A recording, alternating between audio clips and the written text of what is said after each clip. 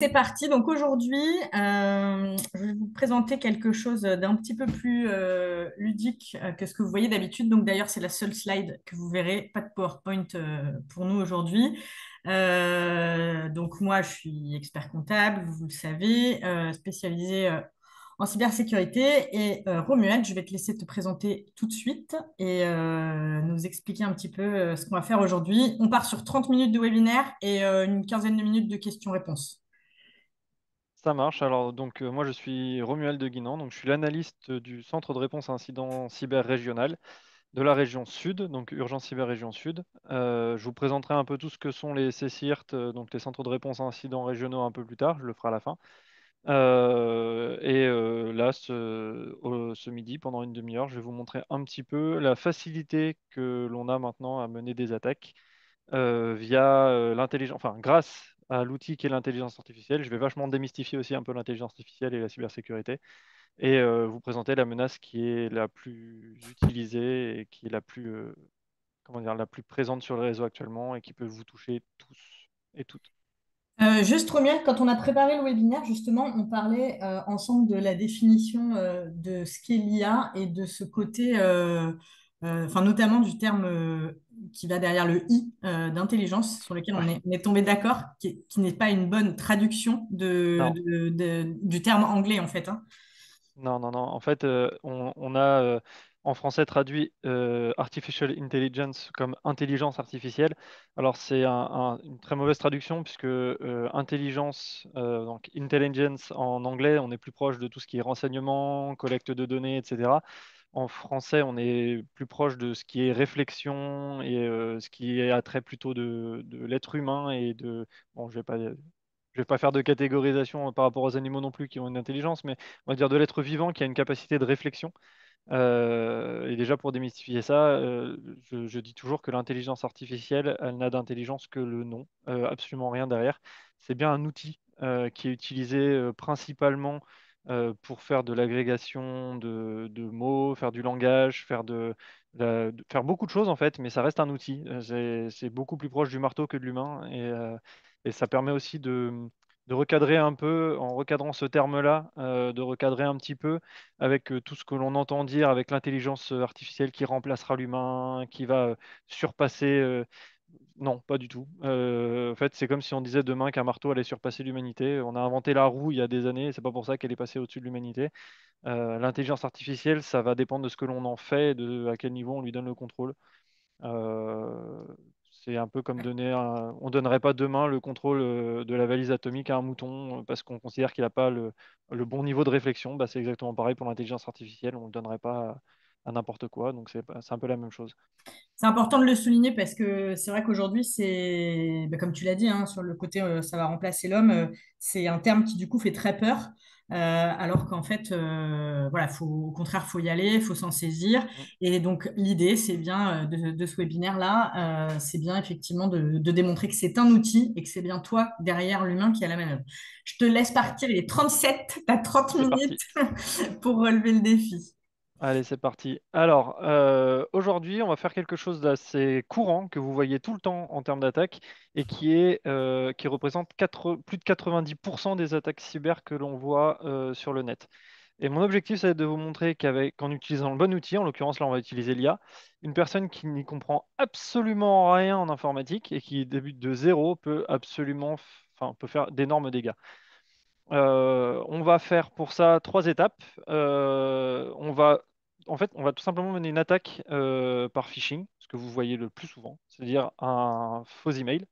On va voir comment on fait pour envoyer un email à des millions de personnes, ou du moins je vais vous en parler un peu de façon théorique, c'est un peu plus compliqué derrière, mais on va en parler comme ça. Comment on peut faire pour rendre crédible une attaque et où est-ce que l'IA intervient justement dans le côté attaque euh, sophistiqué et on verra comment après derrière mener vers quelque chose qui est concret, puisqu'on va envoyer dans notre mail, on va envoyer vers un lien. Mais qu'est-ce qu'on envoie derrière ce lien? On va voir que sans être développeur, parce que je ne suis pas développeur, je tiens à le préciser, je ne parle aucun langage de programmation, moi personnellement, mais sans être développeur, on peut tout à fait, vous, moi, comme n'importe qui, réussir à faire quelque chose de très convaincant et qui va amener les personnes à nous donner beaucoup d'informations. Donc, on va commencer tout de suite. Première chose, ben, on va avoir envie tout simplement de demander à l'IA de nous rédiger un mail, puisqu'on veut attaquer quelqu'un par mail, hein. Donc, première chose, on va rédiger un mail. Comment on pourrait rédiger un mail? Alors, ce que l'on va faire, c'est qu'on va partir du principe que on a un niveau de rédaction proche du néant. J'aime bien montrer à tout le monde que l'IA, c'est un outil qui est très grand public, mais très, très grand public. Une personne qui n'a aucun niveau de rédaction, j'ai fait exprès, j'ai forcé le trait, hein, je suis pas très bon en orthographe, mais quand même, il y a des limites.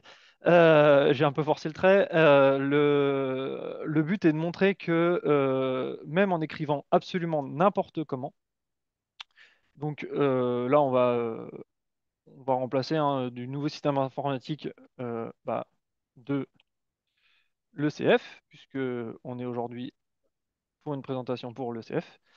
On veut qu'il me rédige un mail pour les collègues du travail. Donc, en précisant qu'on est responsable informatique du département du Var. Alors, je l'ai quand même juste fait quelque chose, c'est que si vous remarquez, j'ai quand même mis un contexte. J'explique à l'IA comment, contextuellement parlant, je veux qu'elle réagisse. C'est-à-dire que je vais lui dire qui je suis. Je pourrais lui dire aussi, tu es experte en rédaction de mail, par exemple. Ça va l'orienter.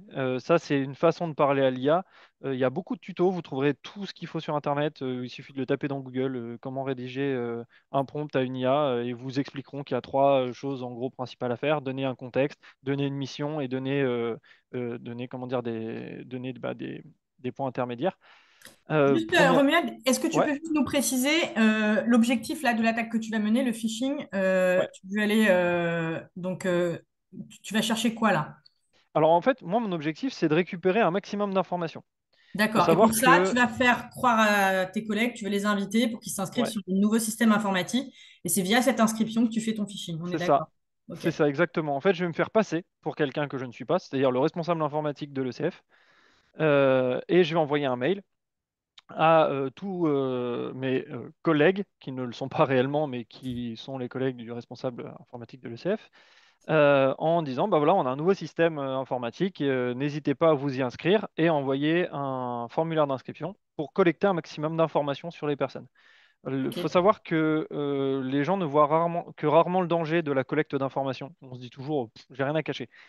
Effectivement, vous avez peut-être rien à cacher à des personnes que vous croiseriez dans la rue.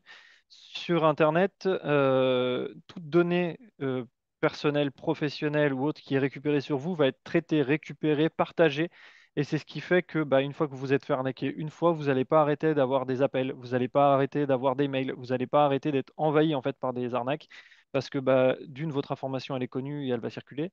De deux, ces informations vont être réutilisées en permanence pour pouvoir vous atteindre. Vous avez comme une fiche personnelle qui va être partagée entre différents groupes derrière sur des forums spécialisés et qui vont être en fait tout simplement une fiche, comment dire, une fiche d'identité de chaque personne. Et grâce à cette fiche d'identité, on va faire des attaques qui sont de plus en plus poussées. Si je ne connais que votre nom et votre prénom, vous allez avoir et un numéro de téléphone, vous allez avoir des appels qui vont vous dire bonjour, bonjour monsieur untel. Donc bonjour Monsieur Guinan par exemple, je veux vous proposer et on va vous proposer des choses dans l'immobilier, dans le numérique, dans plein de choses. Ça, en général, vous faites attention, vous raccrochez, il n'y a pas de souci. Si demain on vous appelle en se faisant passer pour la sécurité sociale ou pour les impôts, en ayant votre numéro de sécurité sociale ou votre numéro d'imposition, en ayant des informations complémentaires sur votre situation personnelle ou professionnelle et qu'on vous met dans des situations vraiment particulières, là, vous allez déjà rentrer dans des choses qui sont beaucoup plus complexes, pour peu qu'en plus de ça, on puisse citer des numéros de compte ou des choses qui sont très particulières et que l'on ne fournit pas à tout le monde. Là, vous allez vraiment être en danger. Si en plus de ça, Donc, on vous joue un mail, ça commence à être encore plus compliqué, et ainsi de suite. Vous commencez à comprendre la collecte d'informations, quoi. donc là, on est sur. Donc, tu as rédigé ton prompt euh, Ouais. et donc tu lances ta requête. Je lance ma requête à l'IA, et comme vous pouvez le voir, la différence qu'il y a entre moi et l'IA, c'est que je peux lui écrire n'importe comment. Elle, derrière, elle va le rédiger d'une façon totalement correcte. Une IA ne fait pas de faute d'orthographe, ou très peu. Elle peut en faire, ça peut arriver. C'est très, très, très, très rare. Pourquoi? Parce qu'une IA, en fait, on lui a gavé que du langage qui est du langage propre, en fait, du langage, de la vraie grammaire, la vraie orthographe, et elle ne connaît rien d'autre. Contrairement à un humain qui va avoir ses propres biais, on parlait d'intelligence.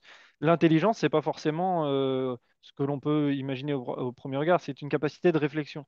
Et l'humain, quand il apprend, il a une capacité de réflexion, il y a des choses qu'il va comprendre et qu'il va capter tout de suite, il y a des choses qu'il ne va pas du tout capter. Je sais pas, et on a énormément de règles d'orthographe en français, de règles de conjugaison et de grammaire. Et il suffit juste que bah, il y a une règle qui ne passe pas parce que bah, elle n'est pas dans votre logique et bah, toute votre vie vous ferez cette erreur. Les ON, ONT, enfin il y a plein de choses comme ça. L'IA, Donc, elle sait pas. effectivement, le mail est plutôt, c'est plutôt propre, c'est plutôt pro. Hmm, Il t'a même mis en plus en bas, PS, n'oublie pas d'insérer le lien. exactement. Et en plus, il va dire, il va mettre l'objet, voilà. Il va mettre le mail, etc. Et il va même vous donner un format, qui est un format type, voilà. Alors souvent, on va avoir un peu des anglicismes, on va avoir un peu des choses, enfin des anglicismes traduits, parce que bon, des fois, ils sont à la base anglophones. Pour ChatGPT, là, j'ai décidé de prendre Mistral. Pourquoi? Parce que Mistral est une IA d'une gratuite, c'est beaucoup plus facile, Et et de deux française. française. Donc, elle est entraînée à la base sur le langage français et ensuite sur le langage anglais. Donc, elle a quand même un langage français qui est beaucoup plus poussé que ChatGPT. Alors, vous allez me dire, c'est bien, elle nous a rédigé un mail, qu'est-ce qu'on en fait? Ben, qu'est-ce qu'on en fait? On va pouvoir commencer par retrouver vers qui on veut s'adresser, etc. J'ai même pas fait mes recherches avant. Le CF a un site internet ou pas, Charlotte? Oui, oui, bien sûr. Ouais. Par contre, euh, ouais, voilà. e-c-f.fr. Ouais. E-c-f.fr. Ouais. Ouais, c'est ça. Sinon, tu tombes pas exactement dessus. Bon, c'est particulier comme domaine.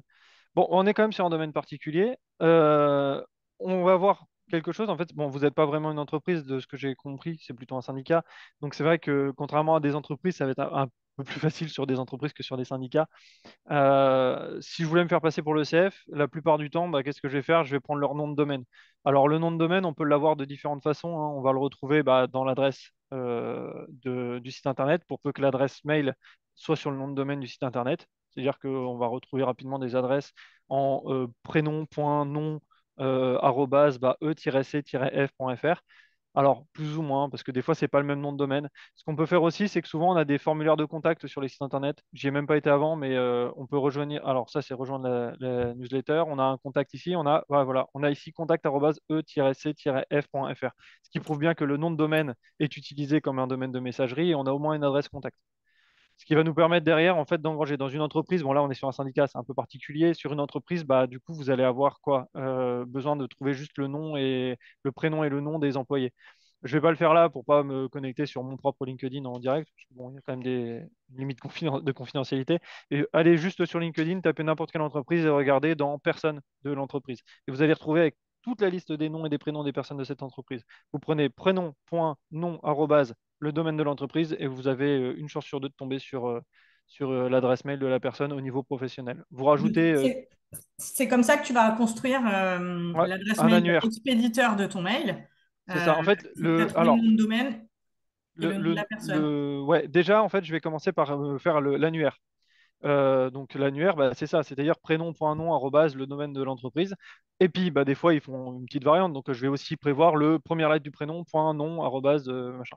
Et comme ça, au moins, déjà, je vais toucher un maximum de personnes dans l'annuaire. En plus de ça, derrière, ce que je vais faire, c'est que je vais effectivement devoir ressembler. Moi, donc, prendre un domaine qui va ressembler. Donc, pour e-c-f.fr, et très court, hein, il n'y a pas grand-chose, mais on pourrait très bien glisser un e-c-f et puis bah, informatique.fr pour essayer de se faire passer pour le service informatique. On pourrait aussi faire un E-C-F avec un C qui est un C caractère particulier que l'on peut aller chercher dans d'autres alphabets, dans l'alphabet cyrillique ou dans l'alphabet tout ce qui est alphabet un peu plus asiatique. On a des lettres qui ressemblent dans le cyrillique, on va avoir des lettres qui ressemblent à des C, qui ressemblent à des R qui ne sont pas en fait interprétées par l'ordinateur comme étant un C. Donc en fait, ça ressemble à un C, un humain va le voir comme un C, mais en fait, c'est pas un C pour l'ordinateur. Donc c'est totalement valable et je vais réserver un nom domaine en Russie pour. Alors, c'est ce que je vais te refaire le même exemple que je t'avais fait, Charlotte, hein. Pour Ouais. ceux qui se poseraient la question de combien ça coûte un nom de domaine, bah,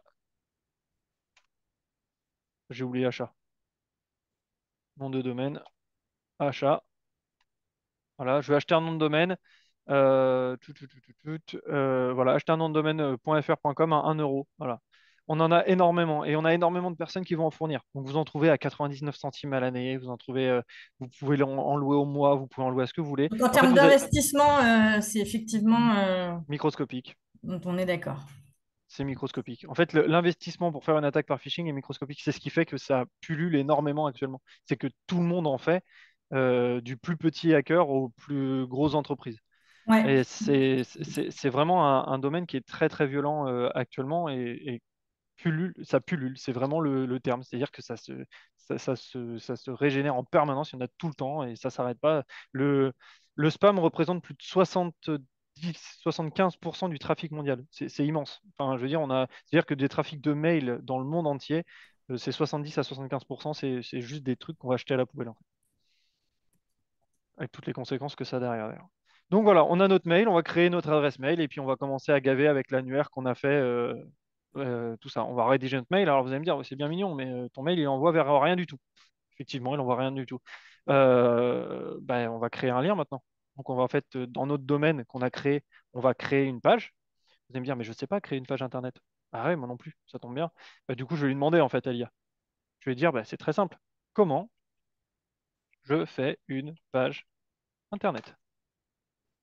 Voilà. Et on va vous dire que c'est aussi simple ou complexe que l'on le souhaite, puisqu'on on a différents niveaux, hein. Mais en gros, ça va se baser sur deux choses, une page HTML et une page CSS. Donc là, Alors là, il va me en donner fait, il te direct un donne, exemple. Ouais, il te donne alors que effectivement, on ne sait absolument pas comment faire. Il te donne tout le tuto, tout le pas à pas. Et quand c'est bien même ça. ce serait encore un petit peu obscur, tu peux lui demander de préciser n'importe quel point en fait. Il peut aller à un niveau de Ah ouais. détail Ah ouais, ah bah plus clairement, en profond que fait, ce qu'on lui demande.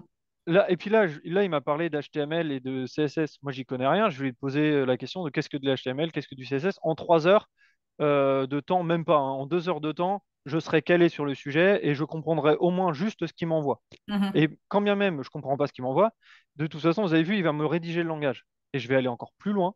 Je vais vous Oui, montrer parce un que autre du coup, outil. il t'a rédigé le code, hein. On est Ouais, d'accord. là, il m'a Il t'a même rédigé du rédigé code le de code. base, en fait. Si je Mhm. copie-colle ça dans un fichier, je vais le faire, hein, je vais vous montrer de suite. Vous avez une petite option copier là.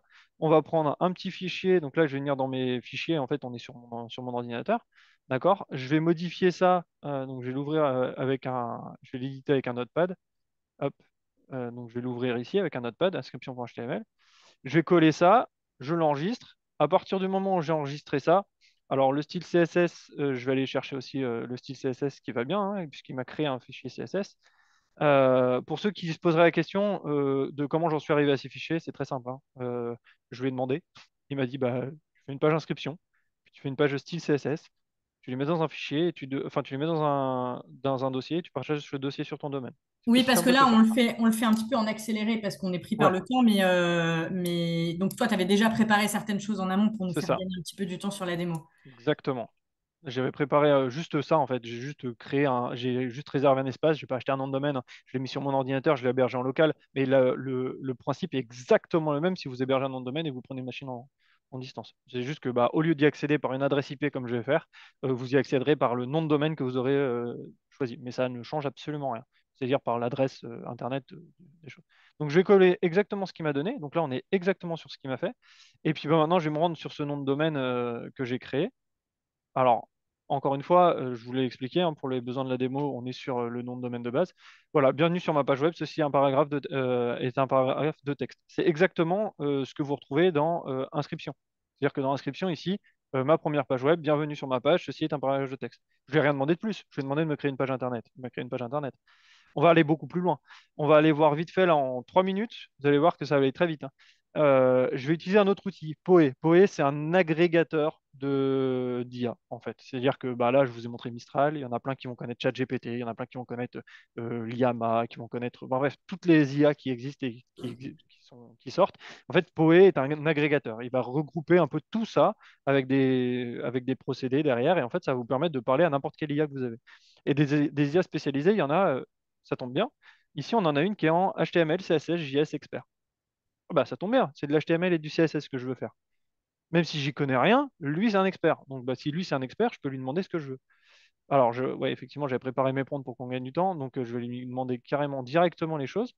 Je vais lui dire, tu vas m'aider à créer, à rédiger un formulaire.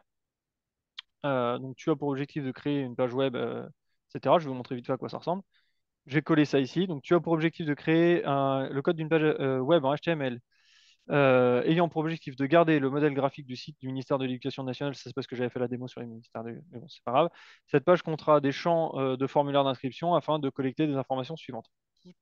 Et là, je lui envoie. Voilà. Je lui ai rien dit de particulier, hein. Je lui ai dit juste Et ça. surtout, tu lui as parlé, en fait, ce qui est Ah très, oui, tu lui as parlé comme, comme avec le langage qu'on connaît nous, en fait. exactement. En fait, l'IA, c'est le gros avantage qu'on a, c'est que l'IA, on lui parle en français et elle vous traduit en toutes les langues que vous voulez. C'est ça. Et les langages de programmation, ce sont des langues. C'est-à-dire que si vous lui dites, bah, créez-moi une page internet qui fait ci, qui fait ça, voilà, en HTML, voilà, il parle. Je l'aurais pu lui dire, parle-moi en javanais, il m'aurait parlé en javanais. Je ne sais pas s'il connaît le javanais, mais enfin, le principe est là. C'est-à-dire que c'est Mhm. juste une traduction. Mhm. Et c'est une machine, du coup, qui va s'adresser à une machine qui a tous les codes. Comme vous avez vu, il s'est très bien rédigé en français. S'il s'est très bien rédigé en français, vous vous doutez bien qu'il s'est très bien rédigé dans un langage de programmation qu'on lui a appris en fait.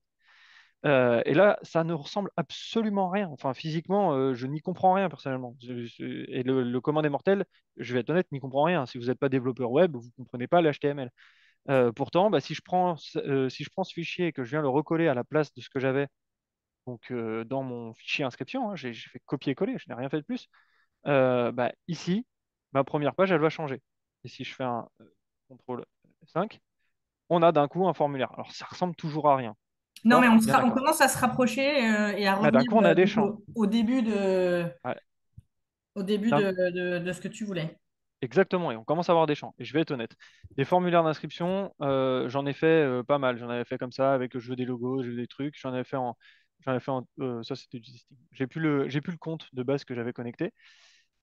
Je vais vous montrer le résultat en 3 heures de conversation avec lui. Et je n'ai rien fait d'autre que lui dire, OK, ça ne me plaît pas. Je veux que ça soit tout aligné, centré. Je veux que ça soit ci. Je veux que ce soit ça. J'ai besoin d'intégrer le logo là. Je voudrais qu'il y ait une page de confirmation quand je valide. Je voudrais que tout ça, ça aille ici. En fait, je lui ai parlé en français. Et je lui ai dit exactement ce que je voulais. Et de tout ce que je voulais, bah, je vais vous montrer en gros à quoi ça peut donner à la fin. C'est-à-dire que je vais reprendre le final, hein.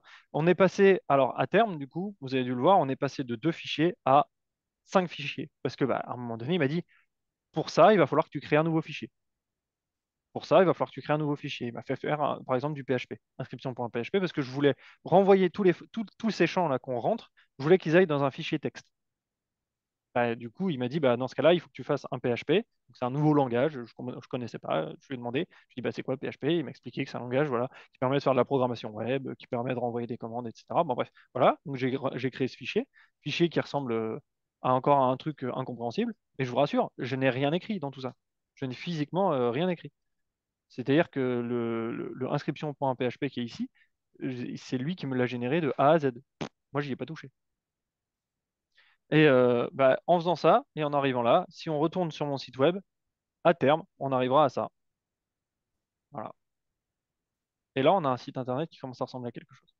Un formulaire, en 3 heures, on a un formulaire qui a le logo de l'ECF, parce que j'ai été le chercher sur Internet, hein, c'est très simple, hein, vous tapez ECF expert comptable sur Google, je l'ai fait 5 minutes avant qu'on commence ce truc-là. J'ai remplacé juste le titre de ce que j'avais fait la dernière fois.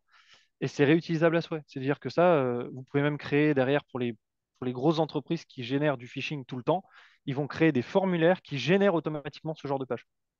Automatiquement, vous lui donnez le nom, vous lui donnez le logo, ça vous génère des pages. Ça va même aller capter, on peut copier-coller tout le code d'une page web comme McDo et recoller tout ça et dire à l'IA, bah, je veux faire exactement la même page web.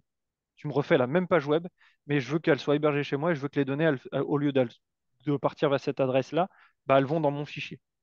Et vous avez collecté comme ça un maximum de fichiers en vous en passez par exemple par la page d'accueil de McDo. Alors qu'en fait, vous n'êtes pas sur McDo. Vous êtes sur Donc la là, page d'attaque. dans ton attaque, après, donc tu Bah envoies là, là, donc tu insères le lien de cette fameuse page dans ton mail c'est ça. et tu fais partir ton mail. Ouais, c'est ça en fait. Là, on va remplir ça. Donc là, je vais mettre un mot de passe. Alors, en plus, j'ai fait exprès. C'est-à-dire que là, regardez, je vous mets 2 mots de passe qui sont différents. S'inscrire, le mot de passe ne correspond pas. J'ai même rajouté cette option pour rendre encore plus cohérent les choses. Donc si on va, et c'est pareil, hein, je lui dis, bah là, j'aimerais bien que quand le mot de passe, c'est pas deux fois le même, bah du coup, tu dis non, je veux pas. Donc bah, on va aller sur moi test, là, on va prendre moi test, moitest.com. Et puis le mot de passe, on va faire un mot de passe qui est très basique, hein, vous allez le voir juste après. Un des mots de passe très utilisés et très en vogue, puisque bah, on a l'impression que c'est un mot de passe compliqué, alors pas du tout. Je vais m'inscrire et là, vous avez vu, il va même me valider l'inscription. C'est-à-dire que j'ai même inscription validée, vous pouvez fermer cette fenêtre. Et de là, on va retourner dans mes fichiers. Dans mes fichiers, j'ai un petit inscription.txt. Si je l'ouvre, vous allez retrouver, alors j'avais déjà fait le test avant sur d'autres, mais vous allez retrouver exactement ça, le test, motest.com, et ça c'est le mot de passe que j'avais choisi. POI, TU, Z, j'utilise tout le temps le même. Donc voilà, et là vous allez collecter des informations, vous l'envoyez à des milliers de personnes, des millions de personnes, tout le monde va aller sur ce truc-là, va rentrer ces informations, vous collectez toutes les informations, vous les avez dans votre fichier, et une fois qu'elles sont dans votre fichier, bah, c'est très simple, c'est que vous avez toutes les données. Donc là maintenant, les données, vous pouvez les utiliser. Vous allez avoir les adresses mail, vous allez avoir les numéros de téléphone, parce que dans le formulaire, on met ce qu'on veut, hein. Numéro de téléphone, numéro de sécu. Je veux faire je peux faire un site qui ressemble aux impôts, demander les informations de connexion des impôts. Je peux faire un site qui ressemble à ce que vous voulez. Vous avez Mais vu la Romuald, facilité que c'est. c'est quoi? Donc, du coup, l'intérêt, c'est quoi? C'est de récupérer ces infos-là et de les Hum, réexploiter après, partant du exactement. principe qu'en fait, souvent, les gens n'ont que enfin, utilisent souvent d'ailleurs le même mot de passe et qu'a priori, ce mot de passe-là, si je le teste sur d'autres sites, il y a de fortes Ah chances bah que ça ça, c'est une fonctionne. certitude. La première chose qui va se passer, c'est que dans toutes ces informations qui sont collectées, elles vont être traitées, c'est-à-dire qu'elles vont être récupérées, agrémentées, mis en forme, et derrière, on va lancer ça dans des scripts qui vont aller sur Internet, utiliser l'adresse mail et le mot de passe pour essayer de se connecter au domaine. Par exemple, vous avez une adresse mail en Gmail, et ben ça va tenter une connexion sur Gmail avec le mot de passe. Bingo, ça se connecte. L'attaquant va rentrer dedans. Et dans Gmail, il va voir partout où vous vous êtes inscrit, parce que bah, à chaque fois que vous vous inscrivez quelque part, ça vous envoie un mail en disant confirmez votre inscription. Donc bah, vous l'avez dans la boîte mail. En plus, on est bien d'accord que personne ne fait le tri dans sa boîte mail, ou très peu. Donc en fait, comme personne ne fait le tri dans sa boîte mail perso, bah, tous les trucs inscrits, bah, ils sont toujours là.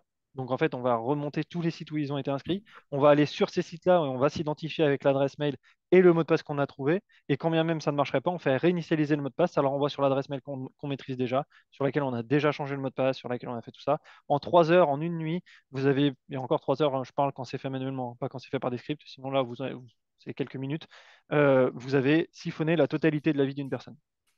Une fois que vous avez ça, bah, vous pouvez faire des crédits à son nom. Vous pouvez faire à l'étranger. Vous pouvez faire des virements à son nom en appelant la banque de sa part qui va vous demander quelques informations que vous aurez déjà, puisqu'elle vous les aura données, vous les aurez trouvées dans sa boîte mail. Vous allez pouvoir euh, faire énormément de choses en fait. Vous faites ce que vous voulez. Et après, en plus, vous pouvez même l'appeler sur le numéro qu'elle vous a donné pour vous faire passer pour quelqu'un que vous avez Ce qui trouvé dans arrive sa assez boîte mail. fréquemment d'ailleurs, Hmm, hein, ce genre de choses, hein, hmm. moi, ça m'est déjà arrivé hein, que l'attaquant me rappelle Ouais. pour Et valider. après, et après, on peut aller même encore plus loin que ça. C'est-à-dire qu'on peut vous appeler pour vous extorquer de l'argent en vous disant bah, j'ai pris toute votre vie. Si vous voulez la récupérer, vous me donnez de l'argent. On peut aller et on peut même aller sur des choses qui sont encore plus subtiles, on va dire. Mais on peut avoir même des personnes qui vont vous appeler, non pas pour vous se faire passer pour quelqu'un en fait, mais pardon, des personnes qui vont appeler en fait bah, tous vos contacts, ou qui vont repousser des liens comme ça vers tous vos contacts pour essayer de récupérer tous vos contacts et qui vont se latéraliser, comme on disait, c'est-à-dire qu'ils vont passer de l'un à l'autre et ils vont continuer comme ça à aller de plus en plus loin jusqu'à trouver des gros poissons en fait. Bon, Romuald, je te propose qu'on en reste là pour l'exercice parce C'est que bon, j'ai fini. j'ai des commentaires qui me disent que de l'autre côté de l'écran, ça flippe. Donc, comme on n'a pas prévu d'ordonnance d'antidépresseurs pour tout le monde, Ah, voilà, je suis désolé. on va en rester là. Est-ce que du coup, tu peux nous dire un peu, bon, enfin, alors une petite parenthèse juste.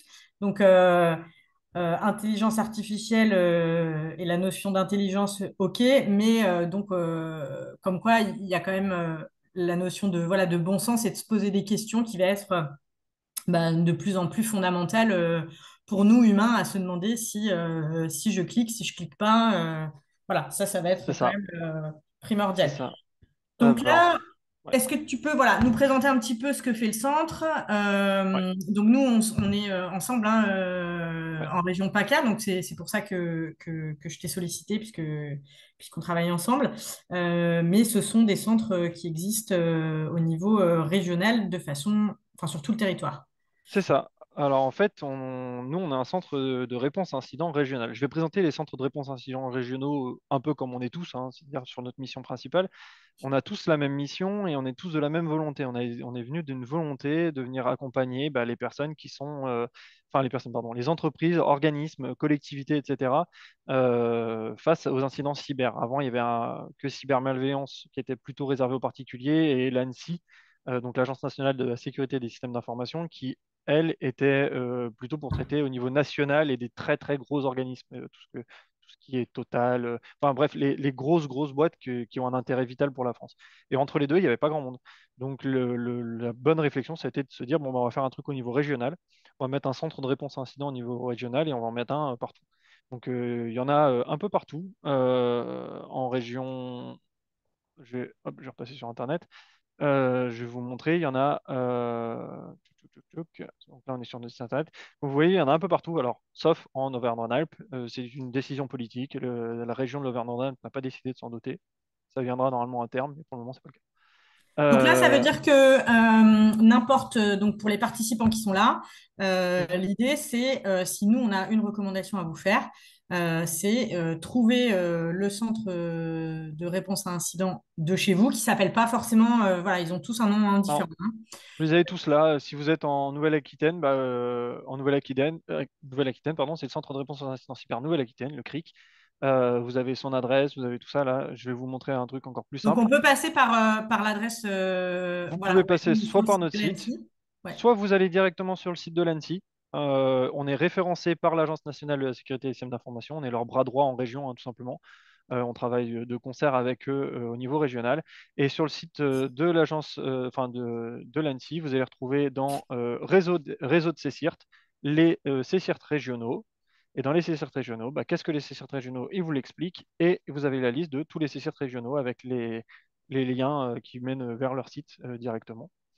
Donc c'est quoi l'intérêt Donc de voilà. s'inscrire Alors, l'intérêt de dans ce s'inscrire, CCIR? chaque CSIRT a son fonctionnement. Donc, là, je vais parler que pour le nôtre, puisque tout le monde n'a pas la même forme. Nous, par exemple, en région Sud, on est une association loi 1901, et donc on a besoin d'inscrits. Alors, l'inscription est gratuite, l'adhésion sera payante, mais alors des sommes microscopiques, on en reparlera pour ceux qui seront intéressés, qui sont de la région.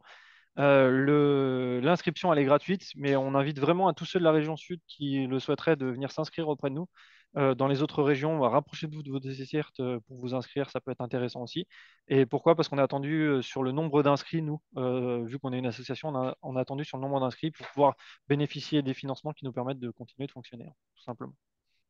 Il y a Aurélie qui est en région Auvergne-Rhône-Alpes et du coup, pour eux, il n'y a pas de possibilité de se retourner vers une autre région, malheureusement. Ils sont obligés Hmm, d'attendre que ça arrive chez eux. c'est ça, malheureusement pour le moment, en Rhône-Alpes, vous passez par cybermalveillance ou passez par l'ANSSI. Le problème de se retourner vers d'autres régions, c'est qu'il n'y a aucune région qui a légitimité Pour pour en prendre. agir en D'accord. Rhône-Alpes. Bon, Ok. on peut toujours, enfin, si vous vous retournez vers un autre CSIRT régional, que vous êtes en Rhône-Alpes, et que vous expliquez que vous avez un problème et que vous voulez juste des réponses à des questions, je pense qu'aucun CSIRT vous enverra bouler. Par contre, la réalité, c'est qu'on ne pourra pas forcément vous envoyer un prestataire, puisque c'est notre mission aussi, ça va être de déclencher si vous avez vraiment un gros incident, si vous êtes piraté, pas juste par un phishing, mais justement par du ransomware, des attaques beaucoup plus poussées. Ben, nous, on va vous envoyer derrière des prestataires qui sont labellisés, certifiés, qui vont venir directement sur place pour agir. Ça, on n'en aura pas en Rhône-Alpes, par exemple. Donc ça, moi, je vous recommande, hein, enfin, je recommande aux confrères et consoeurs ce numéro-là. Trouvez celui de votre région et il faut qu'il soit accessible. Voilà, si demain vous arrivez au bureau et que c'est la cata, il sera plus de temps de vous demander, tiens, comment ça s'appelle le truc qu'on avait vu l'autre fois déjà. Voilà, il faut que le numéro il soit accessible rapidement. Et puis voilà, et vous appelez. L'équipe est là pour ça. Mais c'est vraiment vous le savez, moi, je vous recommande souvent des outils. Je suis mariée avec personne, donc ça me permet de le faire librement. Et là, je suis contente de le faire sur les CSIRT régionaux parce qu'ils sont légitimes, parce que c'est effectivement les bras droits de l'ANSSI, c'est gratuit. Enfin, voilà, donc il faut y aller. Est-ce qu'on a des questions? Pour l'instant, on n'a pas de questions, donc soit tu les as Alors tous j'ai un petit truc, assommés. j'ai un petit truc qui m'intéresse sur lequel je vais répondre, c'est à Emmanuel Lejeune. Vice les gestionnaires de mots de passe de type Logself avec des mots de passe différents d'au moins 50 caractères. Alors, un gestionnaire de mot de passe, c'est ce que l'on recommande le plus, clairement. Alors après, il faut une bonne gestion et un mot de passe sécurisé pour le sécuriser lui, et c'est pas le mot de passe qu'on va donner à tout le monde, c'est sûr. Le gros avantage, c'est qu'effectivement, ça évite la réutilisation de mots de passe, et quand on parlait tout à l'heure de latéralisation, c'est que quand vous donnez toutes vos informations sur un site dont le mot de passe, bah, si vous avez le même mot de passe partout, l'attaquant va passer partout. Si votre mot de passe est différent partout, bah, du coup, vous avez donné un mot de passe qui ne sera pas réutilisable ailleurs, qui sera utilisable que sur ce système. Vous changez ce mot de passe-là, vous récupérez votre compte, on n'en parle plus. Ça va beaucoup plus vite. Et effectivement, les gestionnaires de mots de passe sont une grande facilité pour ça. Je vais revenir aussi sur un petit truc, c'est l'enregistrement des mots de passe dans les navigateurs. Ah, N'oubliez pas que les merci, tu fais le navigateurs ont lien des avec failles. mon post du jour. Ouais, C'est une avec idée. Chrome, ouais, mais pas que. Bon, alors Chrome, ils ont réagi assez vite, mais il y en a beaucoup. Et Navigateur n'est pas un gestionnaire de mots de passe. non, parce que s'il y a une faille dans votre navigateur, ça veut dire qu'il y a aussi une faille dans votre gestionnaire de mot de passe. Je reviens aussi sur la petite pub Safari qui passe en ce moment, qui est magnifique avec des caméras et où on vous dit qu'il faut utiliser Safari pour vous protéger de tout ce qui est espionnage et de tout ce qui est collecte d'informations. Oui, effectivement, il faut utiliser Safari pour éviter l'espionnage de Google et préférer l'espionnage d'Apple. Voilà, c'est un peu. En fait, chaque grosse entreprise vous vendra toujours le mal pour le pire. J'ai toujours tendance à dire, plutôt que de ne faire confiance à personne, choisissez à qui vous souhaitez faire confiance. C'est aussi simple que ça. Si vous souhaitez que Google ait vos données, parce que concrètement, vous avez confiance en Google, donnez vos données à Google. Si vous préférez Apple, donnez vos données à Apple. À un moment donné, on est bien obligé de travailler avec de la technologie et on est bien obligé d'avancer. Il n'y a pas de meilleur antivirus, il n'y a pas de meilleur navigateur, il n'y a pas de meilleure marque. Il n'y a qu'une question de confiance et d'intérêt derrière. Et encore une fois, ne placez jamais tous vos œufs dans le même panier. C'est la meilleure solution. Alors, je réponds à quelques questions. La taille recommandée d'un mot de passe. Alors aujourd'hui, je crois que le minimum recommandé, c'est 16, si je ne me trompe pas. Ouais. Mais effectivement, un gestionnaire de mots de passe, 16 avec majuscule, oui. minuscule, caractères spéciaux, chiffres. Les quatre types de caractères. Parce que si vous ne mettez pas les quatre types de caractères, je vais vous passer le calcul un peu scientifique qui va derrière. Mais en gros, à chaque fois que si vous n'avez pas de caractères spéciaux, concrètement, votre mot de passe peut sauter très très rapidement. Et un mot de passe à 12 caractères, c'est presque instantané. Voilà. Sachant qu'un gestionnaire de mot de passe, il peut, si vous lui demandez un mot de passe en 77 caractères, il vous fait un mot de passe en 77 caractères. Et il Donc le retient pour vous. et il le retient pour nous, exactement. Et pour le coup, Emmanuel parlait de Logself. Moi, c'est une solution que j'aime bien recommander parce qu'en plus, c'est français, c'est certifié par l'ANSSI. Alors, ça ne veut pas dire qu'il y aura jamais de pète dessus, hein, mais en attendant, c'est beaucoup plus compliqué à atteindre que le fichier Excel mot de passe que vous avez tous sur votre réseau, accessible en plus à tous vos collaborateurs. Euh, Aujourd'hui, il est difficile de faire confiance et de savoir vers quel informaticien ou quel logiciel utiliser, se tourner. Est-ce que votre association peut nous aider, Romuald? Alors encore une fois, on peut vous conseiller sur des solutions techniques. C'est-à-dire que vous allez nous dire, Des- bah voilà, j'ai besoin de faire ça. On va vous dire techniquement, ça c'est bien ou ça c'est pas bien. Est-ce que c'est conforme à l'état de l'art ou pas du tout? Maintenant, on ne sera pas là pour vous dire, bah, il va falloir prendre un antivirus de telle marque ou il va falloir prendre telle chose de telle marque. On n'est tout simplement pas les VRP de ces marques-là. Tout l'intérêt d'ailleurs d'être une association. Et en plus de ça, le truc, c'est que la confiance, ça s'accorde par des preuves et par des choses qui sont derrière, qui ne seront pas les mêmes pour tout le monde. Moi, j'aurais tendance, par exemple, à vous dire, euh, personnellement, je ne parle que à titre personnel, j'aurais tendance, par exemple, à moi, pas forcément faire confiance aux grands Google, Apple, etc. Mais je sais que j'ai beaucoup plus l'air insolite pour décider de partir sous un système qui est Linux, par exemple, et qui va être open source, etc., qui a aussi ses failles, qui a aussi ses problèmes, mais je sais que tout le monde n'a pas forcément la facilité à le faire. Si demain vous êtes sous Apple, enfin si aujourd'hui vous êtes sous Apple, que ça fonctionne bien, que vous faites attention, que vous utilisez des gestionnaires mots de passe et que vous n'avez pas mis tous vos œufs dans le même panier, c'est-à-dire que bah, vous avez une adresse mail pro qui n'est pas forcément sous Apple non plus. Comme ça, bah, vous séparez bien les trucs.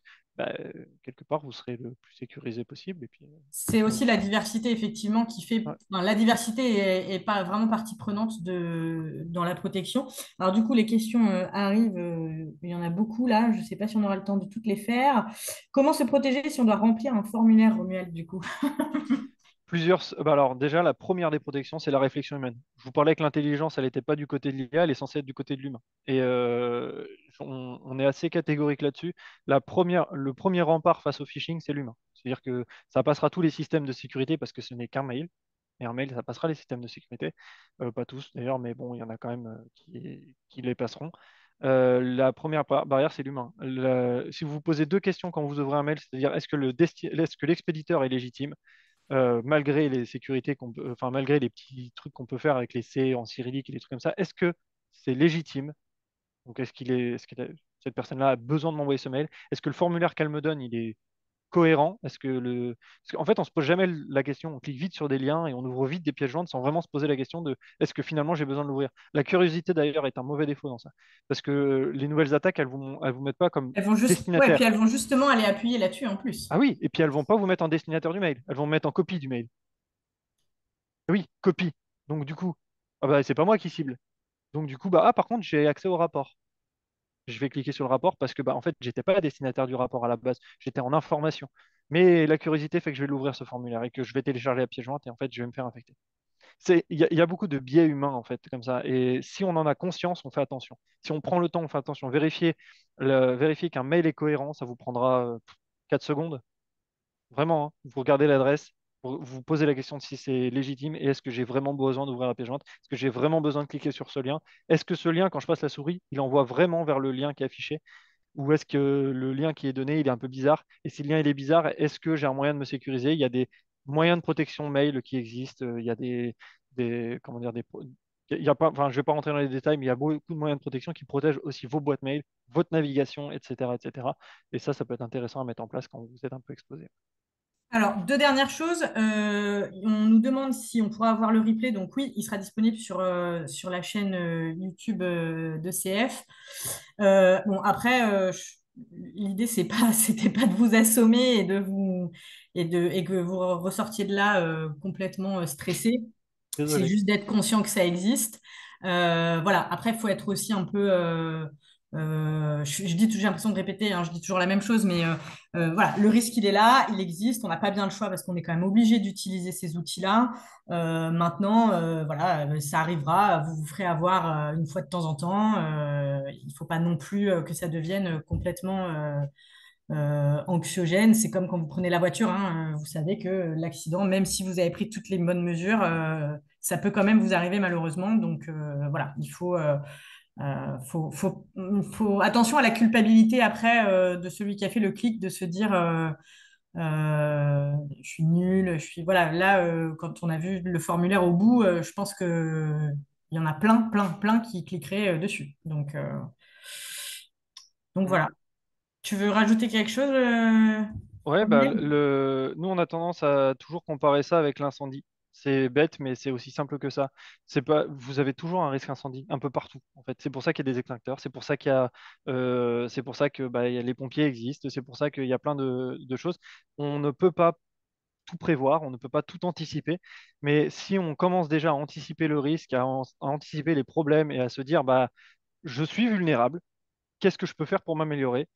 On a déjà pris en compte le risque et on commence déjà à avancer. Et si vous, la meilleure des protections, c'est l'anticipation, la sensibilisation du personnel Exactement. et l'utilisation d'outils pour vous protéger. Si vous faites ça, derrière, vous réduisez mais vraiment très drastiquement, hein. Une personne qui a vraiment mis en place des moyens de protection au sein de son système et qui fait des sensibilisations à son personnel, c'est 98% de risques écartés. C'est quand même énorme. Je vais pas apprendre à des experts comptables à gérer une zone de risque, hein. Ok, bon, on ne pourra pas prendre plus de questions. Si vous avez besoin, vous avez les coordonnées de Romuald, vous pouvez le contacter. Pour Vous ceux de la avez... région sud, inscrivez-vous sur notre site. Vous pouvez vous Ouais, et inscrire inscrivez-les directement parce sur le. ils ont besoin d'inscription et pour continuer à vivre, et surtout, ils ont besoin de notoriété. Les CCIRT sont pas Tout trop jeune. connus encore et c'est très dommage. Donc allez-y, parlez-en autour de vous, n'hésitez pas. Et puis, on se retrouve le mois prochain, non, à la rentrée, oui, si je ne me trompe pas, avec Warren Azoulay, qui est avocat, et on fera le point sur la responsabilité du dirigeant en cas de cyberattaque, c'est-à-dire qu'est-ce qu'on risque, où en est la jurisprudence, et je peux vous dire que ça va être assez édifiant. Allez, bah merci Romuald, merci à tous, et Merci à puis vous. à bientôt. Merci Charlotte, merci Romuald. Donc prochain café numérique, comme le disait Charlotte, le 10 septembre. Donc on va relancer là, des communications là, durant l'été, donc vous recevrez ça. Donc n'hésitez pas à vous inscrire. Voilà, merci beaucoup à vous deux pour ce webinaire qui était très, très intéressant, très enrichissant, que vous pourrez donc retrouver sur notre chaîne YouTube. On vous mettra également le lien dans notre prochaine newsletter. Voilà, merci à tous pour votre participation et votre présence. Très bon été à tous et à très vite sur les canaux ECF. Au revoir. Au revoir, merci.